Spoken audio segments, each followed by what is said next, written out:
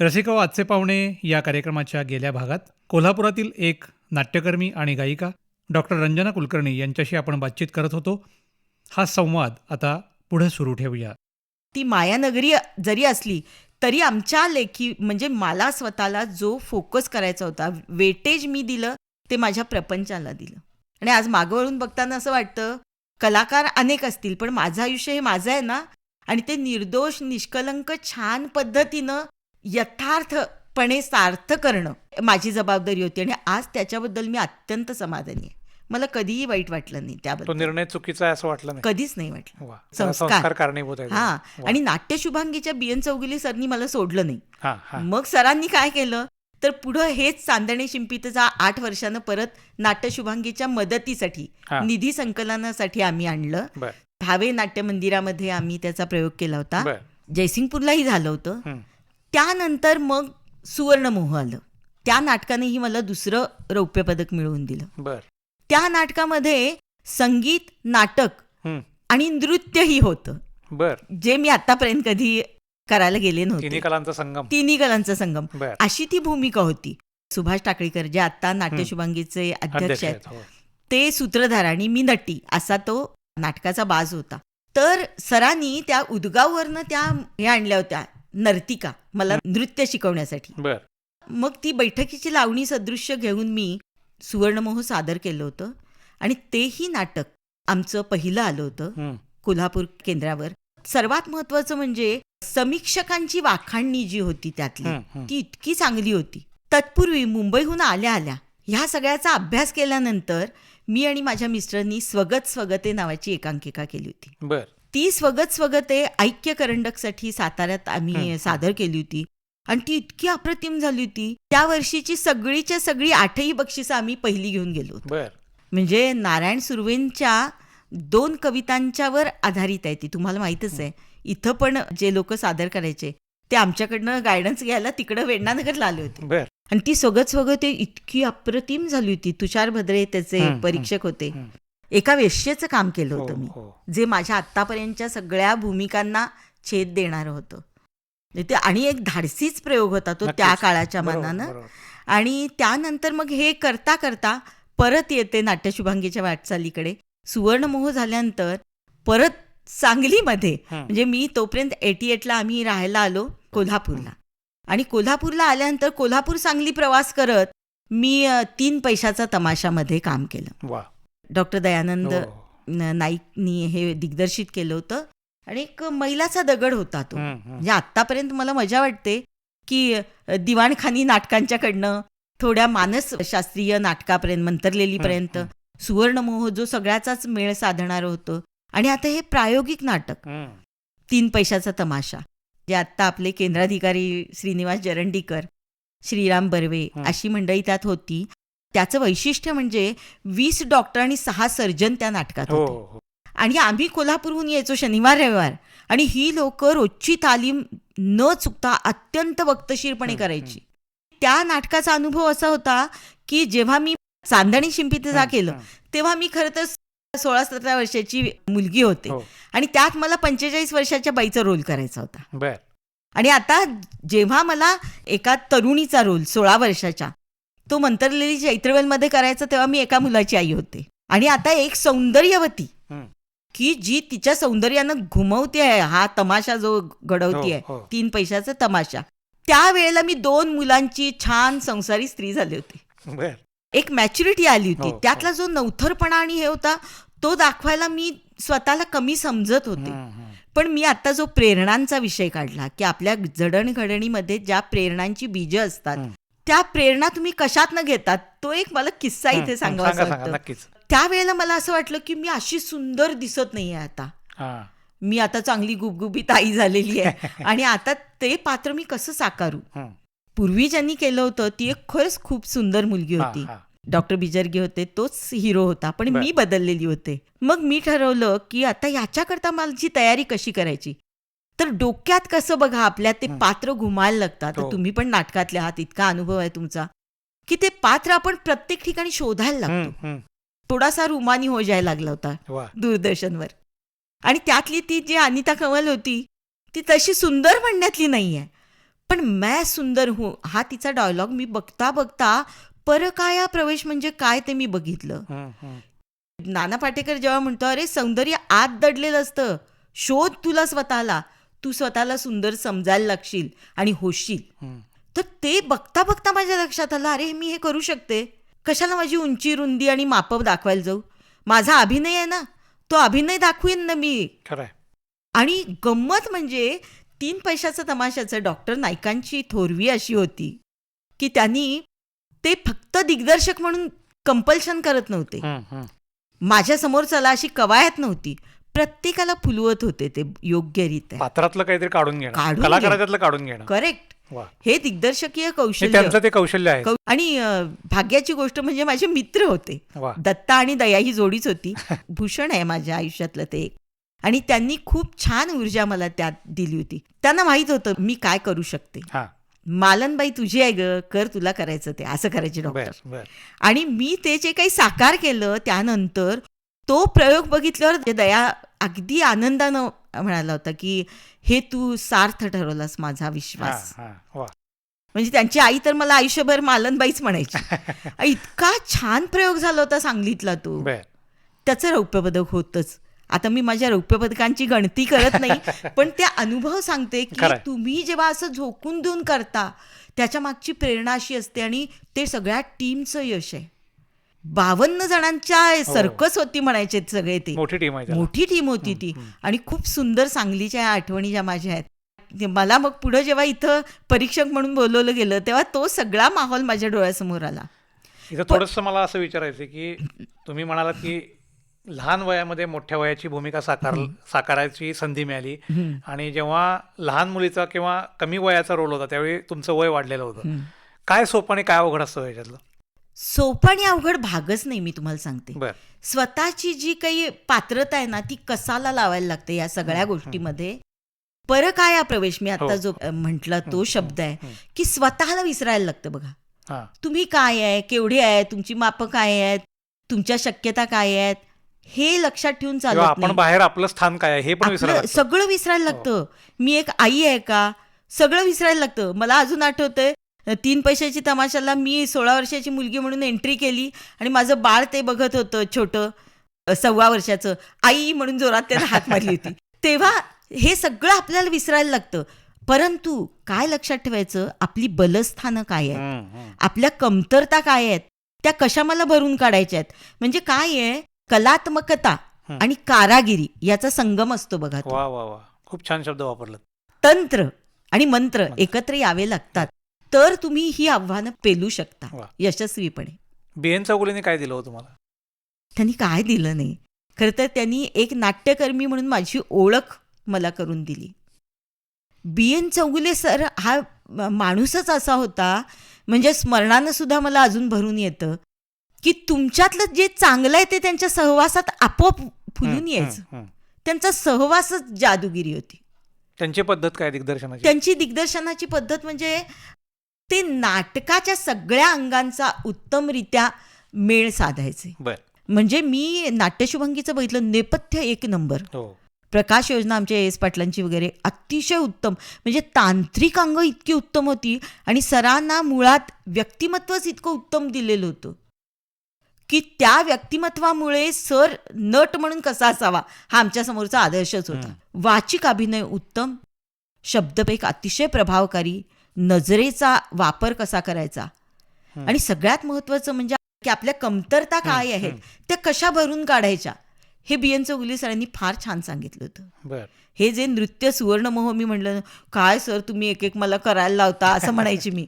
एकच आहे का हो मी, दुसरं कोणीतरी घ्या की, मला येत नाही डान्स. हे म्हणायचे येत नाही, अगं गाणं येते आणि नृत्य काय येत नाही, स्वर आले ताल आले, आता शरीराचा वापर करायचा, लहानच आहेस की तुला काय अवघड आहे असं म्हणायचे. असं करत प्रोत्साहन देऊन एखाद्याला कसं फुलवायचं हे सरांच्याकडे फार छान होतं. आणि माणूस म्हणून सर इतके मोठे होते, कसलाही गर्व नाही. आमच्या संसारात सुद्धा म्हणजे माझी मुलं त्यांना नाटक आजोबा म्हणायची. पितृतुल्य होते माझ्या दृष्टीनं. त्यांची शेवटची इच्छा होती बरं का की पगला घोडा करायचं तू आणि मी. बादल सरकार होती. आणि दुसरी इच्छा म्हणजे स्वगतेचं नाटक कर, एकांकिकेचं, आणि ते तू आणि मी करायचं. बाप लेकीचंच नाटक होतं होय, ते. होय. तर 2 पात्रांचं नाटक करायचं. या वा. 2 इच्छा सरांच्या अपुऱ्या राहिल्या, ह्या माझ्या नोकरी आणि संसारामुळं. कलाकार जो असतो हं. तो कलाकार कधी शांत बसत नाही. हां. आणि आपल्याला माहीत असतं की आज इकडं काहीतरी आहे, तिकडं काहीतरी आहे. पण कुठंतरी ते नोकरीचं बंधन आहे. शिवाय तुम्ही संसारिक झालेले असल्यामुळं मुलाबाळांची जबाबदारी. होय. हे कसं तुम्ही मेळ घालत होता त्यावेळी? आता आश्चर्य वाटतं खरंच. हो. इतर नोकरी आणि पोस्टाची नोकरी ह्याच्यात फार मोठा फरक आहे. कारण एक तर अत्यंत सिन्सिअरली करायला पाहिजे, पैचा हो, हिशोब हो. तुमचा. बरं, वेळेच्या बाबतीत तुम्हाला पंक्च्युअल राहणं भागच आहे. पाट्या टाकणं याला नाही, तिथं वावच नाही. नाही. असंच होतं ते. त्यानंतर मी डिव्हिजन ऑफिसमध्ये काम करायला लागले होते. हेड ऑफिसला मी होते तेव्हा CC होते, म्हणजे मॅनेजमेंट हं, सगळी हं, बघायला हं. लागायची. बरं. आणि नाटक टीम वर्क आहे ना हे. हो. म्हणजे तुम्ही तुमचा वेळ आणि हे त्यांच्यासाठी दिलंच पाहिजे. एकदा तुम्ही दिलं की तिथं जाणंच भाग आहे. आणि हे सगळं संध्याकाळनंतर. संध्याकाळनंतर. आणि हे सगळं 2 पोरं घेऊन आम्ही त्या आमच्या मोटरसायकलनं इकडे सांगलीला येऊन शनिवार रविवार करत होतो. शनिवार रविवार का तर मी डिव्हिजन ऑफिसला असल्यामुळं 5 days वीक मला मिळत होतं. बर आणि दोघंच राहत होतो. मुलांना सांभाळायला कुणी नव्हतं. बर परंतु काय व्हायचं, दरवेळी लागेल तेव्हा सासू सासरे किंवा आई वडील भावंड ही येऊन थांबायची. त्यामुळे हे सगळं सुकर होत गेलं. बर. परंतु ज्या क्षणी माझ्या लक्षात आलं की मी ह्या टीममध्ये आता नाही, कारण मुलांचे अभ्यास सुरू झाले ना, हो. मुलं मोठी व्हायला लागली मोठी की- व्हायला हो. लागली. आता तुम्ही त्यांना स्पेअर होणं गरजेचं होतं. त्यांनाही वाटतं ना की आई बाबा आपल्या वाट्याला किती येतात. किती येतात. आणि महत्वाचं म्हणजे दोघंही अत्यंत हुशार होती. आणि त्या दोघांच्यामध्ये 8 वर्षाचं अंतर होतं. बर तर त्या मोठ्याच्या जेव्हा शिक्षणाची सुरुवात झाली त्यावेळी मी ह्यांना सांगितलं, नाही मी हे करू शकत. 3 पैशाचा तमाशानंतर हे जे नाटक तमाशा काय आहे तो सगळा आमचा मला थांबवायला भाग पडलं. परंतु काय झालं, कलेची उर्मी गप्प बसू देईना. संगीताकडे वळले मी. डॉक्टर रंजना कुलकर्णी यांचा सांगीतिक प्रवास आपण जाणून घेणारच आहोत. पण तत्पूर्वी सूड या एकांकिकेतील त्यांनी सादर केलेला हा सोलो परफॉर्मन्स. हेवी तेवी ते तुम्हाला हाल हाल करून मारणारच होते. ते हाल नकोत म्हणून मीच माझ्या हाताने तुम्हाला विष पाजलं. सूड उगवायचं म्हणूनच फक्त तुम्हाला सांगितलं की तुमचं मूल मी मारणार, जन्मल्याबरोबर मारणार. पण तुमची कसम खाऊन सांगते हो, मी त्याला मारणार नाही, त्याला वाढवीन. इतक्या वर्षांनी पहिल्यांदा पोटी मूल खेळू लागलंय. त्याला मी कशी मारू? एवढं मोठं पाप करणार नाही हो मी. शिवाय ते तुमचं मूल शत्रूकडले असला तरी मला माहित आहे तुम्ही ते एक आहात, अतिशय उमदे आहात. मी जाणून आहे की तुम्ही मला फार चांगल्या रीतीने वागवलं. स्वतःच्या बायको इतकंच, काकडभर जास्तच प्रेम दिलं तो मला. खरंच सांगते, तुमच्या पायाच्या नखा इतकी सर माझ्या नवऱ्याला आली नसती. तुलनाच करायची तर मला कबूल करावं लागेल की तुमच्यासारखे तुम्हीच, दुसरं कोणी नाही. इतके समंजस, इतके उदार. तुमचं मूल मी मारणार नाही. त्या मुलाच्या रूपानं तुम्ही केवढा मोठा सुखाचा ठेवा दिला तो मला. मी तुमची फार ऋणी आहे. कॅप्टन साहेब, मी कबूल करते की मी हळूहळू तुमच्यावर प्रेम करू लागले होते. मी ते दाखवत नव्हते, कारण शत्रूच्या सैनिकावर प्रेम करणं हा मोठ्यात मोठा गुन्हा वाटतो मला. हे प्रेम वाढीला लागू नये, त्यातून नसता कसला गुंता निर्माण होऊच नये म्हणून मी विष पाजलं तुम्हाला. मला फार फार दुःख होतं कॅप्टन साहेब. मी आता एकटी पडले. माफी करा, मला माफी करा. त्या विषयाशिवाय इलाज नव्हता हो, दुसरा इलाज नव्हता.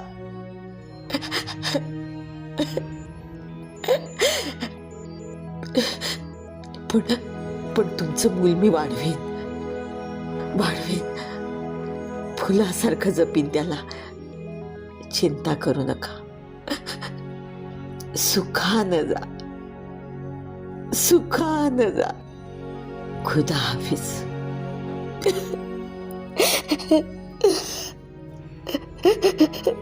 खुदा हाफिज.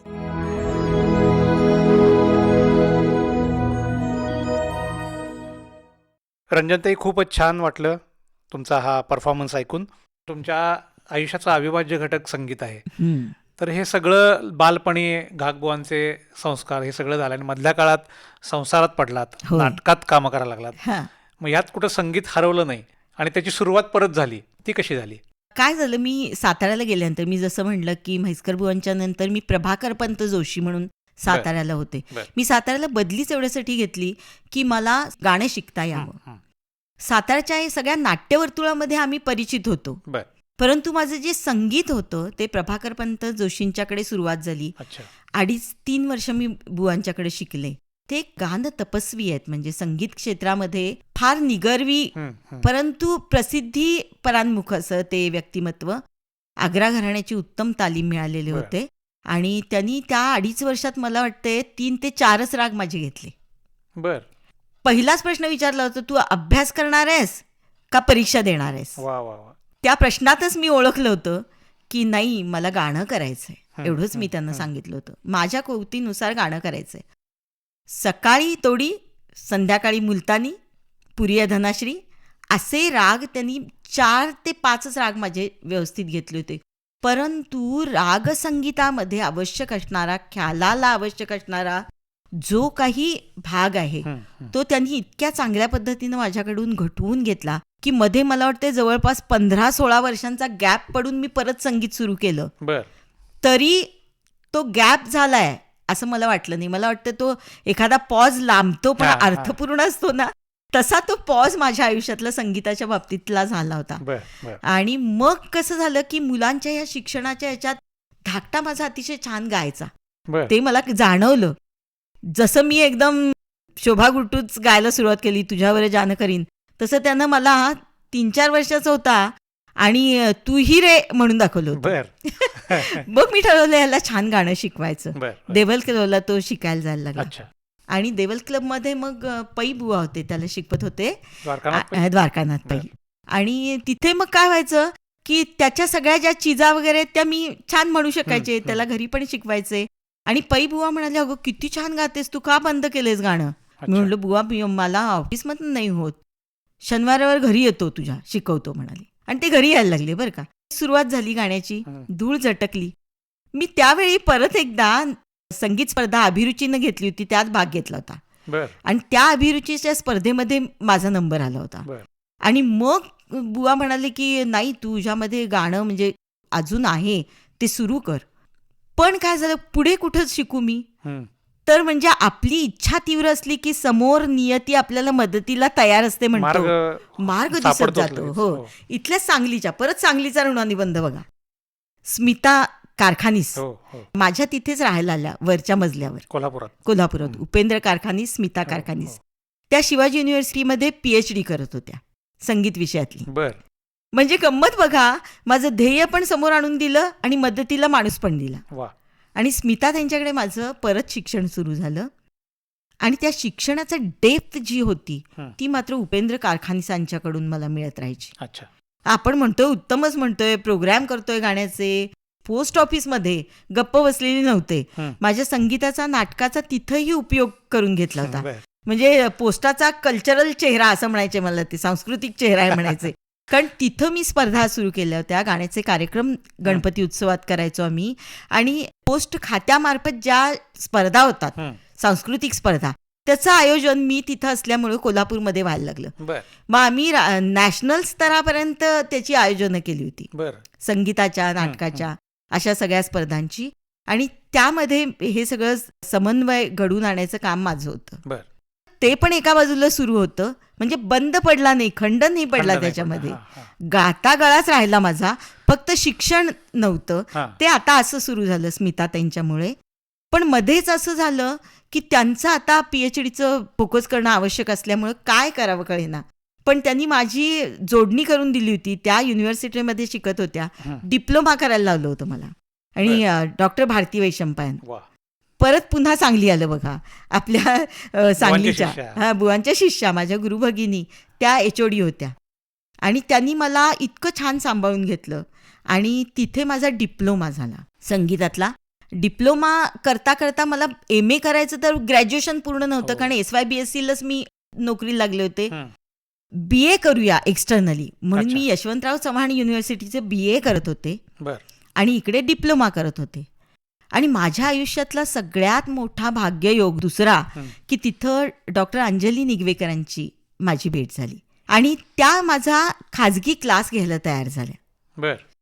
गुणवत्ता आहे तुझ्यामध्ये, फक्त तुला वेळ नाही तर मी शिकवते. आणि त्यांच्याकडे पुढे मी 15 वर्ष तालीम घेतली.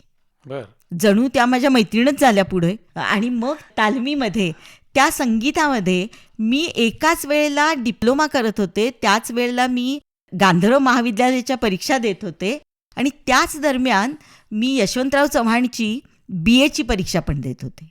बर. आणि प्रपंच आणि नोकरी सांभाळून या 3 परीक्षा देताना माझी तळमळ इतकी तीव्र होती की डिप्लोमाला मी दुसरी आले युनिव्हर्सिटीमध्ये. बर. यशवंतराव चव्हाण युनिव्हर्सिटीमध्ये मी BAला विशेष गुणवत्तेसह प्रथम आले, बर. स्पेशल मराठी घेऊन. हं. आणि गांधर्व महाविद्यालयामध्ये विशारदच्या परीक्षेमध्ये मी देश पातळीवर दुसरी आले. वा वा वा. अशा पद्धतीचं यश केवळ माझ्या गुरु अंजली निगवेकर आणि भारती वैशंपायन, डॉक्टर अरुण कुलकर्णींच्याकडे मी शिकत होते त्या दरम्यान, हे सगळ्यांचा मिळून परिपाक हा असा होता. तो जो आतला स्वर एकदा लागलेला असतो ना, तो तंबोरा तुम्हाला गप्प बसू देत नाही, तो नेतो ध्येयाकडे. तो नेतो ध्येयाकडे. तोपर्यंत माझ्या नोकरीतली पण आव्हानं वाढली होती, संसारातली आव्हानं वाढली होती, मुलं शिक्षणामध्ये आली होती, सगळं एक एक चालू होतं. माझ्या जबाबदाऱ्या वाढल्या होत्या, प्रमोशन्स झाली माझी, मी वडगावला पोस्टमास्टर म्हणून जॉईन झाले. आणि मग असं झालं की आता नोकरी का तुमचं शिक्षण, कारण PhDचं रजिस्ट्रेशन झालं होतं. बर. आणि विषय मी निवडला होता उत्तर हिंदुस्थानी शास्त्रीय कंठसंगीत समीक्षा. इथं मला प्रश्न असा विचारायचा आहे की हां. संगीत शिक्षण घेतलं की आपण एक विशारद किंवा अलंकार झालो हं. आणि चांगली तालीम घेऊन कुठेतरी कार्यक्रम करणं हे हां. सर्वसाधारण ध्येय असतं. हो हो. संगीताच्या शिक्षणादरम्यान किंवा तुम्ही जे शिकत होतात हं. ह्याच्यात खोलात जावं असं का वाटलं तुम्हाला? PhD करावी का वाटली? अगदी छान प्रश्न विचारला तुम्ही. कारण काय झालं होतं, तोपर्यंत मी फार धडाडीनं कार्यक्रम करत होते. म्हणजे कसं असतं, आपण चालत असतो नुसतं, एवढं कळतं आपल्याला, पण जेव्हा खोलात नजर जाते ना हं. तेव्हा आपल्याला कळतं, अरे केवढं खोल आहे हे. हो हो. आणि आता तेवढं जायचं म्हणजे कसं होणार, असं दडपण येतं आपल्याला. तसं मला दडपण आलं आणि माझ्या गाण्याच्या गुणवत्तेवर त्याचा परिणाम व्हायला लागला. बर. तेव्हा कारखानी सरांनी मला जाणीव दिली होती की हे बघ, म्हणाले, तू शास्त्र आणि कला या दोन्हीचा अभ्यास करतीयस. हां. फक्त शास्त्राकडे गेलीस तर वृक्ष होशील, कलात्मकता सोडता कामा नये. वा. कारण हे सादरीकरण इथं बाप दाखव नाही तर श्राद्ध कर अशी आहे. तेव्हा तुला तुझ्या पदव्या देताना त्याला तू पात्र आहेस की नाही हे लोक बघणार. एक मला बंधन होतं नोकरीचं, त्यामुळं मला कार्यक्रम करता यायचे नाहीत किंवा आणि काय? रियाज करताना सुद्धा रोज तबलजी असा घेऊन मी अमुक जे केलं पाहिजे, जे मी परीक्षेला फोकस करायची, ते रोजच्या रोज करणं मला शक्य नाही, नव्हतं. शक्य नाही. तुम्ही बांधलेला आहे ना वेळ. बांधलेलं होतं. काय करणार. तरी त्यातनं मी आकाशवाणी सांगलीला मी ऑडिशन दिली होती. बर. मी त्या ऑडिशनला पास झाले होते बर. क्लासिकलच्या. अच्छा. आणि त्यानंतर पुढची BHची सुद्धा मी परीक्षा देणार होते. मूळ अडथळा होता तो माझी नोकरी अच्छा. आणि त्यातली वाढती जबाबदारी हं. आणि मुलांच्याकडे देणारं लक्ष. दोघंही शिक्षणाच्या मोठ्या बरोबर. ह्याच्यात होते. हो. त्यामुळे मला प्रोग्रॅम्स फार करता जरी नाही आले तरी आकाशवाणीमुळं आणि दरवेळी होणाऱ्या रेकॉर्डिंग्समुळं मी फक्त शास्त्राकडे वळले नाही, हं, हं. तर मी माझी कलाही जिवंत ठेवू शकले. वा वा. रसिक श्रोते हो, आजचे पाहुणे या कार्यक्रमात कोल्हापुरातील एक नाट्यकर्मी आणि गायिका डॉक्टर रंजना कुलकर्णी यांच्याशी बातचीत आपण करत आहोत. पण वेळेअभावी आज इथंच थांबूया. पुन्हा भेटूया पुढच्या आठवड्यात याच कार्यक्रमात. तेव्हा या कार्यक्रमाच्या सादरकर्त्या तेजा दुर्वे आणि मला शशांक लिमयेला आता निरोप द्या. नमस्कार.